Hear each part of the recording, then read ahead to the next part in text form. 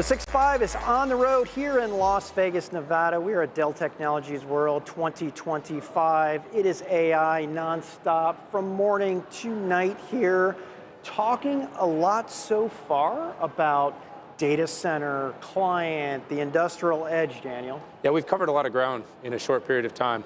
We've heard, across the portfolio, of course, you've got devices, a lot of innovation happening there really, really quickly. The data center, probably even faster. Feels like warp speed going on there. We're trying to, more token output, less energy. Dell's trying to build factories. And on top of that, we're putting the services together because right now we know the two big opportunities in this space, selling the infrastructure, the consulting and services to help implement and employ value out of these things, Pat, and we're getting a little bit of all of that today. Yeah, the irony though of it is that if you add up all the economic opportunity, really on a planet scale, and you look at large enterprises and then add it to small and medium business, small and medium business is actually larger than large enterprise. I'm going to put government on the side for a second, and just doesn't get enough conversation. But we have Erik and Jillian from Dell Tech to talk about this. We also agree that they don't get enough attention. There we go. There we go. That's I put the golf ball on the tee. Right. We agree. Every big business was a small business. That's right. That's right. We talk about, right? Welcome to the 6.5 for the first time. I can't believe the 6.5 is 6 years in. We never had you on the show, but we're glad to have you. Thank Well, you. we're glad to be here. Yep, Yeah. definitely. The first, but not the last, Pat. I hope so. Yeah, let's do this. So let's start there, though. We hear so much about the hyperscalers. We hear so much about, largest enterprises. You guys had a couple of great large enterprises on stage this morning with Michael, right? Lowe's, JP Morgan. We hear a lot about consumers using AI, mostly from those large hyperscalers. But Erik, what we're not hearing about a whole lot is smaller companies. What is kind of going on there? What's up with the perception? Is it financially untenable, unobtainable? Is it unobtainium for smaller companies? What's your perspective on kind of how modernization can work for smaller, mid-sized companies? And how are you helping bring that to life? I mean, we have to be honest. It doesn't matter if you're a small business or a large enterprise. Everyone has got to modernize. Everyone's looking to be more efficient. Everybody is looking for their employee base to be more productive. That doesn't change. Yeah. That is a very similar story as you work across all these businesses. Now, do small and medium businesses have the resource to go all in with AI right now? Probably not. They don't have the same resources as a large enterprise or a hyperscaler does, but there's still a lot of interest there. There's still a lot of ways that I think small and medium businesses and small and medium enterprises can actually get a lot more efficient and more productive. And so I think it's a bit of a toe in, like a first toe into the water type approach that they're taking. They're looking at a lot of these kind of public options, whether it's the ChatGPTs of the world, the Copilots of the world. They're trying to get started with AI PCs. We've got one of the highest shares in AI PCs, especially in the SMB space, for at least them to actually get their employees using it. Because before we even talked about selling a single AI server, we had many of our employees using these open available chat functions that allowed them to actually do their work a lot quicker. And sure enough, the more time that you're not doing some erroneous tasks, the more times you're with customers. Yeah, I mean, I think small, medium businesses, they need to scale faster and innovate quickly. I think AI gives them an advantage, but it is about data sets, right? You've got to find the data, you've got to scrub it, you've got to connect it, you have to secure it. So the bigger the data set, the easier they have the ability to kind of implement AI. But I think with agentic AI in particular, you think about companies being able to scale and support customers without having to manage employees, which is a hard thing to do. Finding employees, training employees, keeping employees, retaining them. That changes a lot for the landscape of a small business, which I think is exciting for most of our customers. Yeah, so we talked a little bit beforehand, and you had said, of course, I mean, every large business was a small business before. And, it's funny, it still comes across as, wow, that's a big idea, but it's true. What I'm curious, though, is how do you map the journey of a customer that starts smaller, and then with the goal of being bigger, you'd like to think that they don't have to throw away their investment. You'd like to think they can leverage their investment, but it's not all the same. The larger you get, things do change. complexity typically does go up. Cost, maybe not cost per serving or cost per employee goes up, but the challenge grows. Yeah, I mean, in our business, we've got a little over, just under, right around 1 million accounts. So that's a big ecosystem people to be dealing with. And we have, I think, a really great way to take a customer from small business acquisition, buying from us for the first time, all the way through to enterprise. And we work very closely with it's like our business partners. I think we know it when we see it, but customers are scaling quickly, it gets complex quickly. You can plug in partners, but what they need from a service and support standpoint starts out scaling the resources that we have in our small and medium business segment. So we do a lot of transactional, lots of volume, but when things start getting to be really complicated, maybe not so much on client, but server storage, networking, hyperconverged, that's when we bring in partners. And when they start needing resources inside Dell, like full dedicated teams, that's when we start plugging them into different parts of our business, move them through the stack. You know, in Dell, it's small business, medium business, enterprise, large enterprise, Dell Tech Select. Okay. That's kind of the full stack outside of Fed.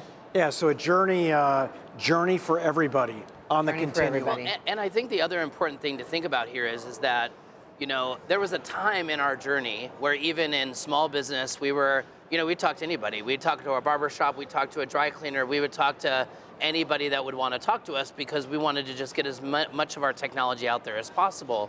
But as we've ultimately evolved as well, and we've actually put this kind of digital first mentality to it, we've realized that, you know, our website can serve as a great platform, great digital platform for some of those smaller companies. And where Jillian and I really focus on is those tech forward companies, right? We are doing a lot of a lot of data science, a lot of both internal and external data management around who these customers are, so that we can actually have some of those conversations with them first, right? We want to have the AI PC conversation with them, but we also want to have a data management conversation with these customers. Oh, interesting. With a small business or medium business or both? Well, with both. I mean, in 2025, what we've noticed is that it's not the same as people think about it anymore. You can have a 50-person engineering firm that's buying $6 million worth of technology. That would be considered 10 years ago a small business. Right. Right? Now, Jillian and I would get together and be like, hey, this customer probably needs a little bit more ecosystem around support and specialty and things like that. We'll sometimes make the call to send that up to enterprise. Yes. Right? Our job is to actually have those initial conversations, find out how they're thinking about data management, thinking about their cloud strategy. Are they kind of in a position where they're trying to repatriate and also bring some workloads down from the private cloud onto the public cloud? We can actually get them through some of those initial steps. We can even get them into their first kind of AI, you know, thinking models as well, if they're thinking about trying to bring some GPUs into the business to try to actually run some of their own LLMs or some of their own automation. Right. And then once we ultimately think that they've scaled past what we ultimately can do, we've got an amazing enterprise team that will take those customers from us and drive it. Yeah. And partner community. I mean, I think great partner the community. thing I'm the most proud about in our small and medium business segment is I do think Dell's unique.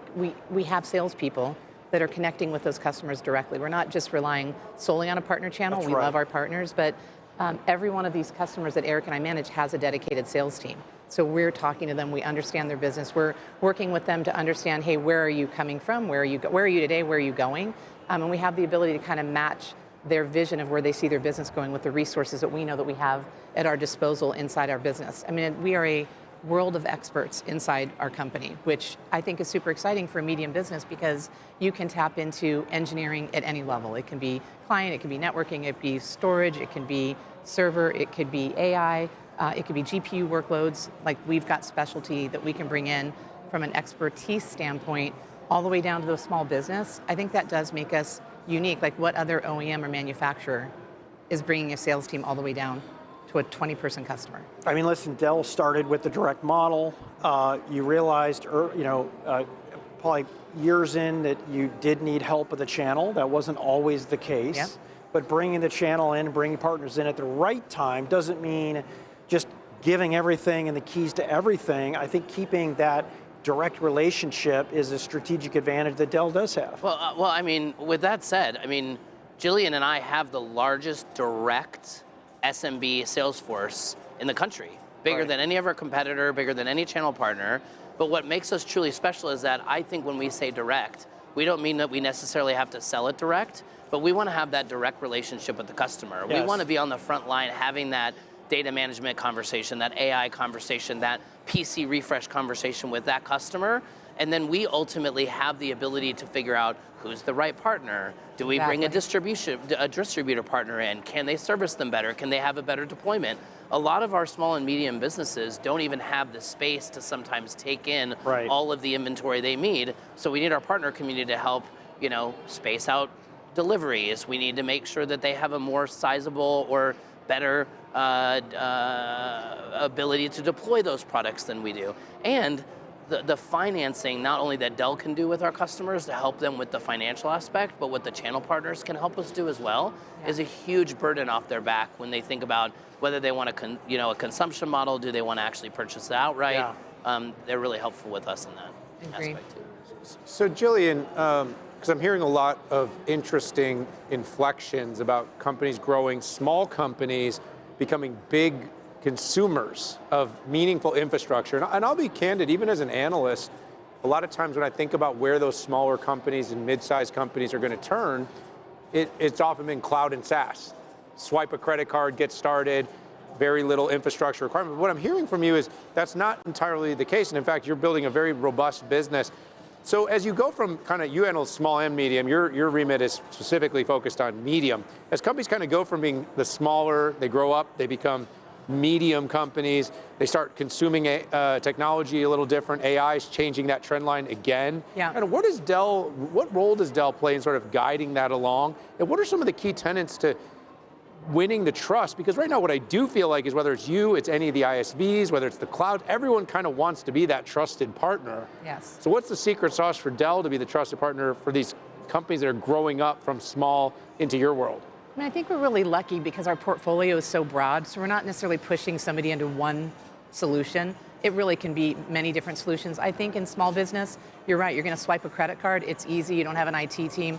They start a lot in the cloud. By the time they start growing up a little bit, they start realizing they've got a lot of data that maybe doesn't need to be there. Potentially, if they start thinking about what is your tiering, what's expensive, what do you want to have on-prem. We spend a lot of time with medium business customers in particular, trying to help them figure out what do they really want to have on site, especially with AI, right? You need to be able to get the data, we need to house it, you need to clean it, you need to connect it, you need to protect it. That's going to be done at their location. It's not going to be done in the cloud. It gets pretty expensive, especially for the ones that are fast growing, to have that data set continuing to expand into the cloud, especially when it's stuff that they are needing on a daily basis to use.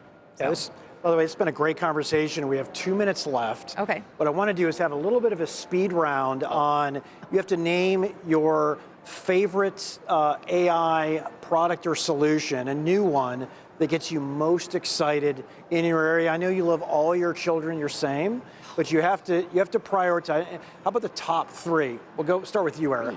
Well, funny enough, we have an amazing innovation hive. It's our first time that we've actually had a dedicated space to SMB at Dell Technologies World, and believe it or not, we have a customer out of our Australian business that is actually using AI to develop like the F1 of flying cars. And so they are ultimately using actual data on the edge to actually figure out how to fly these cars. They're going to start working with F1 tracks to actually get these flying cars to be able to race. They believe that racing is actually the first way to actually get the new change in kind of vehicle strategy differently, because if you think about the past, Ford actually raced cars before he sold them. This company really believes that AI and being able to use simulation data, usage data, gaming data, media data, they can actually get one of the best, fastest growing sports out in the market to date using flying cars. So that would be kind of my new favorite use case right now. So Jillian, 30 seconds. Favorite use case? Favorite use case, favorite product. I'll say use case. I mean, the thing I love about medium businesses, you don't think about some of the businesses that are businesses. So like today I interviewed Star K White. They are a ice cream flavor manufacturer. Tons of video surveillance on their site, on their floor, 120 people, buying tons of storage and capacity because they need to be able to store a ton of FDA data. I think, like, Erik and I are so lucky because we're kind of at the forefront with a lot of these customers as they're building their businesses. I can't speak to tools. I'm not really doing a lot of tool stuff, but I would just say that from a use case standpoint, I think every day I get surprised how our customers are thinking about growing, innovating, and using AI as part of their kind of journey as they move forward to modernization. So flying F1 cars, tasty treats, we help businesses, big and small, AI for everyone. solve their AI challenges. Erik, Jillian, thank you so much for joining the 6.5 here at DTW 2025. Thank you so much. And thank you everybody for being with us. 6.5 on the road at Dell Technologies World 2025. We're going to take a little break. We'll be back with you all shortly.